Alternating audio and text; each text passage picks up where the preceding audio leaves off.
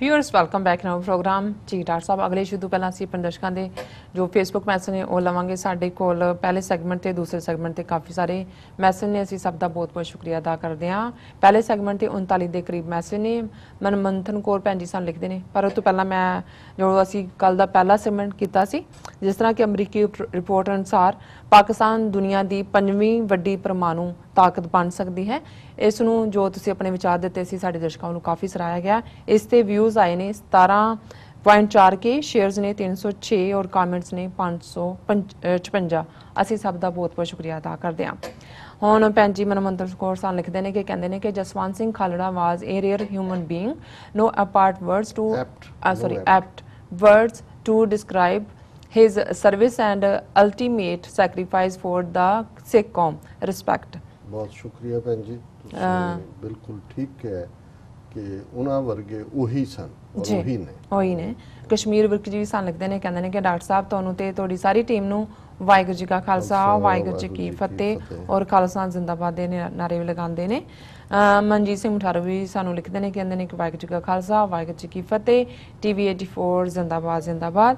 ਰਜਿੰਦਰ ਸਿੰਘ ਲਿਖਦੇ ਨੇ ਕਿ ਹਿੰਦੁਸਤਾਨ ਮੁਰਦਾਬਾਦ ਔਰ ਖਾਲਸਾ ਜ਼ਿੰਦਾਬਾਦ। ਮੇਰਾ ਖਿਆਲ ਹੈ ਤੁਸੀਂ ਹੁਣ ਦੂਸਰੇ ਸੈਗਮੈਂਟ ਤੇ ਦੇਖੋ, ਕਿਉਂਕਿ ਬਹੁਤ ਸਾਰੇ ਵੀਰਾਂ ਨੇ ਲਿਖਿਆ ਔਰ ਵਕਤ ਦਾ ਵੀ ਅਸੀਂ ਦੇਖਦੇ ਹਾਂ। ਜੀ ਜੀ ਜੀ ਕਾਫੀ ਸਾਰੇ ਇੱਧਰ ਵੀ ਸਾਡੇ ਕੋਲ ਮੈਸੇਜ ਨੇ, ਅਸੀਂ ਸਭ ਦਾ ਸ਼ੁਕਰੀਆ ਅਦਾ ਕਰਦੇ ਹਾਂ। ਕਸ਼ਮੀਰ ਵਿਰਕ ਜੀ ਕਹਿੰਦੇ ਨੇ ਕਿ ਨੋ ਹਿੰਦੁਸਤਾਨ। ਦਰਬਾਰਾ ਸਿੰਘ ਸਿੰਧੂ ਸਾਨੂੰ ਲਿਖਦੇ ਨੇ, ਪਹਿਲਾਂ ਨੇ ਲਿਖਿਆ ਕਿ ਵਾਈ ਨਾਟ, ਦੈਨ ਲਿਖਿਆ ਕਿ if there is Hindustan there can be Khalistan, why object. Manjit Singh Matharu ਸਾਨੂੰ ਲਿਖਦੇ ਨੇ ਸਿੱਖ ਗੁਲਾਮ ਨੇ, ਇਹ ਸਭ ਤੋਂ ਸਾਫ਼ ਗੱਲ ਹੈ। ਇਹ ਭਾਰਤ ਦੀ ਬਹੁ ਗਿਣਤੀ ਵੀ ਸਿੱਖਾਂ ਨਾਲ ਹੈ, ਸਿਰਫ ਸਰਕਾਰੀ ਬ੍ਰਾਹਮਣੀ ਸਿੱਖਾਂ ਦੀ ਦੁਸ਼ਮਣ ਹੈ। ਦੈਟਸ ਇਟ, ਹੋਰ ਕੋਈ ਮੈਸੇਜ ਨਹੀਂ ਹੈ। ਅਸੀਂ ਸਭ ਦਾ ਬਹੁਤ ਬਹੁਤ ਸ਼ੁਕਰੀਆ ਅਦਾ ਕਰਦੇ ਹਾਂ। ਹੁਣ ਤੁਸੀਂ ਸਾਡੇ ਦਰਸ਼ਕਾਂ ਦੱਸ ਦਿਓ ਅੱਜ ਦਾ ਜੋ ਅਹਿਮ ਇਸ਼ੂ ਹੈ ਉਸ ਬਾਰੇ। ਦੇਖੋ, ਜਿਵੇਂ ਅਸੀਂ ਭਾਈ ਦਿੱਤ ਸਿੰਘ ਜਿਹੜੇ ਕਿ ਤਕਰੀਰ ਔਰ ਤਹਿਰੀਰ ਦੇ ਬਾਦਸ਼ਾਹ ਸਨ, ਉਹਨਾਂ ਦੀ ਯਾਦ ਨੂੰ ਵੀ ਅਸੀਂ ਅੱਜ ਆਪਣੀ ਵਿਚਾਰ ਦਾ ਹਿੱਸਾ ਬਣਾਇਆ। ਕੁਛ ਹਿੱਸਾ ਮੈਂ ਪਹਿਲੇ ਪਾਰਟ 'ਚ ਕਵਰ ਕੀਤਾ ਜੀ, ਪਰ ਮੈਂ ਸਮਝਦਾ ਵੀ ਇਸ 'ਚ ਕੋਈ ਸ਼ੱਕ ਨਹੀਂ ਹੈ ਕਿ ਕੁਛ ਉਹ ਕੰਮ ਹੁੰਦੇ ਨੇ ਜਿਹੜੇ ਕੌਮ ਦੇ ਉਸ ਪੀਰੀਅਡ 'ਚ, ਜਦੋਂ ਕੌਮ ਉਦਾਸੀ 'ਚ ਹੁੰਦੀ ਹੈ, ਦਿਲਗੀਰੀ 'ਚ ਹੁੰਦੀ ਹੈ, ਉਸ ਨੂੰ ਖੜਾ ਕਰ ਦਿੰਦੇ ਨੇ ਆਪਣੀ ਕਾਨੀ ਦੇ ਨਾਲ, ਕਲਮ ਦੇ ਨਾਲ। ਅਮਰੀਕਾ 'ਚ ਅਕਸਰ ਮਿਸਟਰ ਪੇਨ ਦਾ ਜ਼ਿਕਰ ਹੁੰਦਾ ਹੈ ਕਿ ਜਦੋਂ ਅਮਰੀਕਾ 'ਚ ਰੈਵੋਲੂਸ਼ਨਰੀ ਵਾਰ ਚੱਲ ਰਹੀ ਸੀ ਔਰ ਇੱਕ ਸਟੇਜ ਆਈ ਕਿ ਇਹ ਲੂਜ਼ਰ ਸਨ, ਉਦੋਂ ਮਿਸਟਰ ਪੇਨ ਨੇ ਇੱਕ ਕਿਤਾਬਚਾ ਕਾਮਨ ਸੈਂਸ ਲਿਖਿਆ ਔਰ ਉਸ ਨੇ ਅਮਰੀਕਨਾਂ 'ਚ ਉਹ ਸਪਿਰਿਟ ਵਾਪਸ ਭਰ ਦਿੱਤੀ, ਜਿਹਦੇ 'ਚ ਉਹਨਾਂ ਨੇ ਕਿਹਾ ਕਿ dark days try the soul of man. ਜਿਹੜੇ ਪਰਖ ਵਾਲੇ ਦਿਨ ਹੁੰਦੇ ਨੇ, ਇਹ ਤੁਹਾਡੀ ਰੂਹ ਦੀ ਪਰਖ ਹੁੰਦੀ ਹੈ। ਸੋ ਇਸੇ ਤਰ੍ਹਾਂ ਭਾਈ ਦਿੱਤ ਸਿੰਘ, ਜਿਨ੍ਹਾਂ ਦੇ ਮਾਤਾ ਪਿਤਾ ਭਾਈ ਦੀਵਾਨ ਸਿੰਘ, ਉਹਨਾਂ ਦੇ ਪਿਤਾ ਨੇ ਮਾਤਾ ਰਾਮ ਕੌਰ ਹੈ ਔਰ ਉਹਨਾਂ ਨੇ ਸਿਰਫ 51 ਸਾਲ ਦੀ ਕੁੱਲ ਉਮਰ ਜੀਵੀ ਹੈ। ਉਹਨਾਂ ਦਾ ਜਨਮ 6 ਸਤੰਬਰ ਜਿਹੜਾ ਹੈ ਉਹਨਾਂ ਦੀ ਅੱਜ ਦਾ ਦਿਨ ਜਿਹੜਾ ਹੈ ਉਹ ਇਸ ਦੁਨੀਆ ਤੋਂ ਰੁਖਸਤ ਹੋਏ ਔਰ 51 ਸਾਲ ਦੀ ਉਮਰ ਤੱਕ ਉਹਨਾਂ ਨੇ ਵੀ ਟ੍ਰਾਂਜੀਸ਼ਨ ਹੋਈ, ਜਿਹਨੂੰ ਤੁਸੀਂ ਕਹਿੰਦੇ ਹੋ। ਉਹਨਾਂ ਦਾ ਪਰਿਵਾਰ ਗੁਲਾਬਦਾਸੀਆ ਸੀ, ਉਹ ਗਰੀਬ ਦਰਦ ਪਰਿਵਾਰ ਨਾਲ ਸੰਬੰਧਿਤ ਸਨ। ਫਿਰ ਜਦੋਂ ਗੁਲਾਬਦਾਸੀਆਂ ਦੇ ਔਰ ਬਹੁਤ ਤੀਖਣ ਬੁੱਧੀ, ਬੜੀ ਛੋਟੀ ਉਮਰ ਦੇ ਵਿੱਚ ਉਹਨਾਂ ਨੇ ਜਿਹੜਾ ਹੈ ਉਹ ਗੁਲਾਬਦਾਸੀਆਂ ਦੇ ਪ੍ਰਚਾਰਕ ਬਣੇ। ਉਹਨਾਂ ਤੋਂ ਜਦੋਂ ਉਹਨਾਂ ਉਪਰਾਮ ਹੋਏ ਤਾਂ ਉਹਨਾਂ ਦਿਨਾਂ 'ਚ ਦਿੱਤ ਸਿੰਘ ਜੀ ਜਿਹੜੇ ਨੇ ਉਹ ਦਿਆਨੰਦ ਦੇ ਇਨਫਲੂਐਂਸ ਥੱਲੇ ਆ ਗਏ, ਆਰੀਆ ਸਮਾਜੀ ਬਣ ਗਏ, ਪੰਜਾਬ ਦੇ ਉਹ ਜਿਹੜੇ ਨੇ ਪ੍ਰਮੁੱਖ ਅਹੁਦੇਦਾਰਾਂ 'ਚੋਂ ਸਨ। ਪਰ ਜਦੋਂ ਉਹਨਾਂ ਨੇ, ਕਿਉਂਕਿ ਦਿਆਨੰਦ ਦਾ ਵੀ ਮਿਸ਼ਨ ਇਸ ਕਿਸਮ ਦਾ ਸੀ, ਮੂਰਤੀ ਪੂਜਾ ਨਹੀਂ ਸੀ, ਔਰਤਾਂ ਦੀ ਐਜੂਕੇਸ਼ਨ ਤੇ ਗੱਲ ਸੀ, ਅੰਗਰੇਜ਼ਾਂ ਦੇ ਖਿਲਾਫਤ ਸੀ, ਤਾਂ ਸ਼ੁਰੂ ਸਿੱਖਾਂ ਨੂੰ ਵੀ ਲੱਗਦਾ ਸੀ ਕਿ ਵੀ ਇਹ ਤਾਂ ਸਿੱਖੀ ਦਾ ਹੀ ਮਿਸ਼ਨ ਨੇ।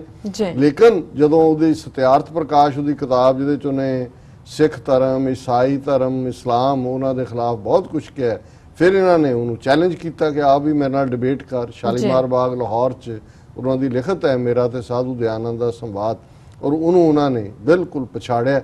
ਔਰ ਇਸ ਪੀਰੀਅਡ 'ਚ ਹੀ ਪ੍ਰੋਫੈਸਰ ਗੁਰਮੁਖ ਸਿੰਘ, ਜਿਹੜੇ ਕਿ ਓਰੀਐਂਟਲ ਕਾਲਜ ਲਾਹੌਰ ਦੇ ਵਿੱਚ ਪ੍ਰੋਫੈਸਰ ਸਨ, ਉਹਨਾਂ ਦੇ ਸੰਪਰਕ 'ਚ ਆਏ ਔਰ ਉਹਨਾਂ ਨੇ ਜਿਹੜੀ ਕੌਮ ਦੀ ਸਾਰੀ ਤਰਾਸਦੀ ਵੀ ਦੇਖੀ ਔਰ ਕਿਵੇਂ ਇਹ ਘੁਣ ਵਾਂਗ ਚੰਬੜੇ ਹੋਏ ਬੇਦੀ ਸੋਢੀ ਬਾਬੇ ਵੀ, ਈਸਾਈ ਮਿਸ਼ਨਰੀ ਵੀ ਦਰਬਾਰ ਸਾਹਿਬ ਦੇ ਬਾਹਰ ਆ ਕੇ ਆਪਣਾ ਪੂਰਾ ਘੰਟਾ ਘਰ ਜਿੱਥੇ ਹੈ ਉੱਥੇ ਕਨਵਰਸ਼ਨ ਕਰਨ ਲੱਗ ਗਏ ਔਰ ਆਰੀਆ ਸਮਾਜੀਆਂ ਦਾ ਤਾਂ ਜ਼ੋਰ ਪਿਆ ਹੀ ਪਿਆ। ਸੋ ਉਸ ਸਾਰੇ 'ਚ ਜਿਵੇਂ ਫਿਰ ਇਹਨਾਂ ਨੇ ਆਪਣੀ ਸਿੰਘ ਗਰਜਨਾ ਦੇ ਨਾਲ ਮਿਸ਼ਨਰੀਆਂ ਨੂੰ ਵੀ ਜਿਹੜੀਆਂ ਤਰੇਲੀਆਂ ਆਈਆਂ, ਆਰੀਆ ਸਮਾਜੀਆਂ ਨੂੰ ਵੀ ਦੰਦਲਾਂ ਪਈਆਂ ਔਰ ਉਹਨਾਂ ਨੇ ਇਹ ਜਿਹੜੀ ਸਾਰੀ ਸਿੰਘ ਸਭਾ ਲਹਿਰ ਹੈ ਇਹ ਉਹਨਾਂ ਦੇ ਇਹ ਪਿਤਾਮਾ ਨੇ ਪ੍ਰੋਫੈਸਰ ਗੁਰਮੁਖ ਸਿੰਘ, ਭਾਈ ਦਤ ਸਿੰਘ, ਭਗਤ ਜਵਾਹਰ ਸਿੰਘ, ਭਗਤ ਲਛਮਣ ਸਿੰਘ।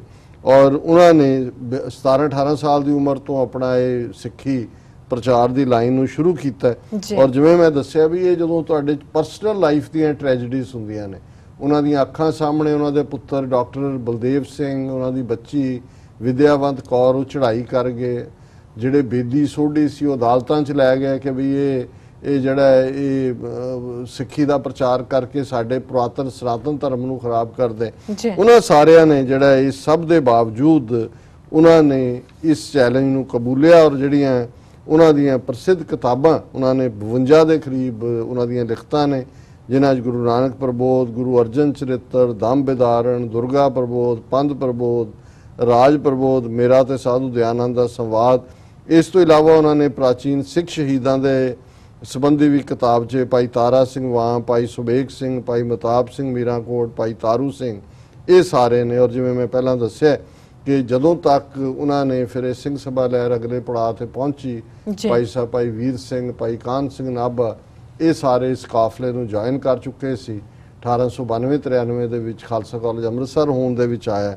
ਔਰ ਕਿੰਨੀ ਵੱਡੀ ਇਹ ਸ਼ਖਸੀਅਤ ਹੋਣਗੇ ਕਿ ਭਾਈ ਵੀਰ ਸਿੰਘ ਹੋਰਾਂ ਨੇ ਜਦੋਂ 6 ਸਤੰਬਰ 1901 ਨੂੰ ਭਾਈ ਦਤ ਸਿੰਘ ਨੇ ਚੜ੍ਹਾਈ ਕੀਤੀ 51 ਸਾਲ ਦੀ ਉਮਰ 'ਚ, ਤੇ ਭਾਈ ਸਾਹਿਬ ਨੇ ਇਹ ਨਜ਼ਮ ਖਾਲਸਾ ਸਮਾਚਾਰ ਦੇ ਵਿੱਚ ਲਿਖੀ।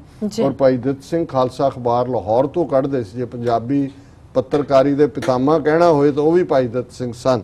ਔਰ ਇਹਦੇ 'ਚ ਭਾਈ ਵੀਰ ਸਿੰਘ ਹੋਰਾਂ ਨੇ ਉਹਨਾਂ ਨੂੰ ਟ੍ਰਿਬਿਊਟ ਦਿੰਦਿਆਂ ਕਿਹਾ, ਜਾਗੋ ਜਾਗੋ ਜੀ ਦਤ ਸਿੰਘ ਪਿਆਰੇ, ਕੌਮ ਬੈਠੀ ਸਰਾਣੇ ਜਗਾਵੇ, ਕਿਉਂ ਕੀਤੀ ਨੀਂਦ ਪਿਆਰੀ, ਕਿਉਂ ਜਾਗ ਤੁਹਾਨੂੰ ਨਾ ਆਵੇ, ਕਦੀ ਕੌਮ ਜਗਾਈ ਸੀ ਤੈਨੇ ਹਾਂ, ਲੰਮੇ ਕੱਢ ਕੱਢ ਵੈਣ ਤੇ ਹਾਵੇ, ਜਗਾ ਕੇ ਕੌਮ ਭੁਲੱਕੜ, ਆਪ ਸੌਂ ਗਏ ਹੋ ਬੇਦਾਵੇ।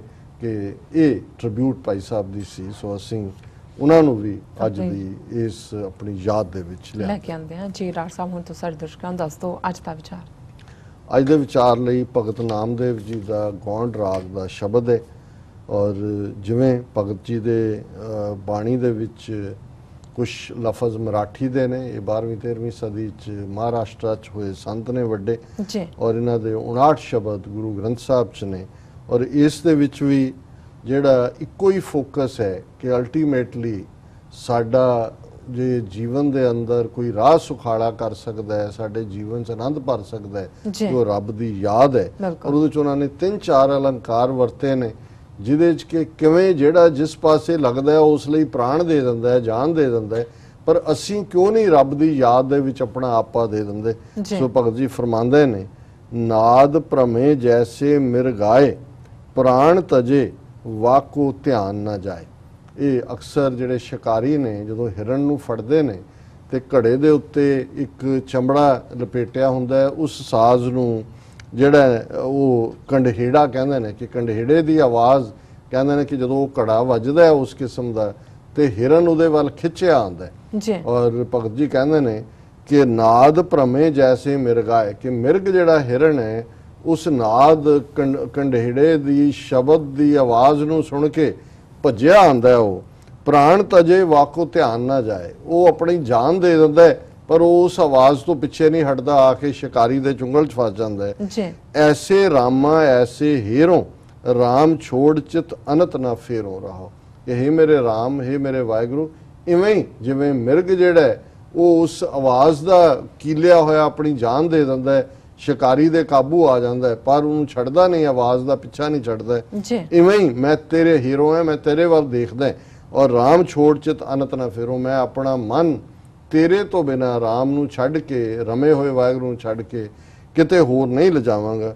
ਜਿਉਂ ਮੀਨਾ ਹੀਰੇ ਪਸੁਆਰਾ, ਸੋਨਾ ਗੜ ਤੇ ਹੀਰੇ ਸੁਨਾਰਾ, ਕਿ ਜਿਵੇਂ ਪਸ਼ੂਆਰਾ ਕਹਿੰਦੇ ਨੇ ਮਾਈ ਹੀਰ ਨੂੰ, ਚੀਵਰ ਜਿਹੜਾ ਮਛੇਰਾ ਹੈ ਜਿਹੜਾ, ਕਿ ਜਿਵੇਂ ਉਹ ਆਪਣੀ ਅੱਖ ਮੱਛੀ ਤੋਂ ਨਹੀਂ ਚੁੱਕਦਾ, ਉਸ ਨੇ ਮੱਛੀ ਨੂੰ ਫੜਨਾ ਹੁੰਦਾ ਚੀਵਰ ਨੇ, ਔਰ ਉਹਦੀ ਨਜ਼ਰ ਉਹਦੇ ਮੱਛੀ ਤੇ ਹੀ ਰਹਿੰਦੀ ਹੈ। ਔਰ ਇਸੇ ਤਰ੍ਹਾਂ ਜਿਹੜਾ ਸੁਨਿਆਰਾ ਹੈ ਜਦੋਂ ਸੋਨੇ ਨੂੰ ਘੜ ਰਿਹਾ ਹੁੰਦਾ ਹੈ, ਗੰਢ ਰਿਹਾ ਹੁੰਦਾ ਹੈ, ਤੇ ਉਸ ਦਾ ਧਿਆਨ ਸੋਨੇ ਤੇ ਹੀ ਹੁੰਦਾ, ਇਵੇਂ ਹੀ ਮੇਰਾ ਧਿਆਨ ਤੇਰੇ ਤੇ ਹੈ। ਫਿਰ ਜਿਉਂ ਬਿਖੇਈ ਹੀਰੇ ਪਰ ਨਾਰੀ, ਕੌਡਾ ਡਾਰਤ ਹਿਰੈ ਜੁਆਰੀ।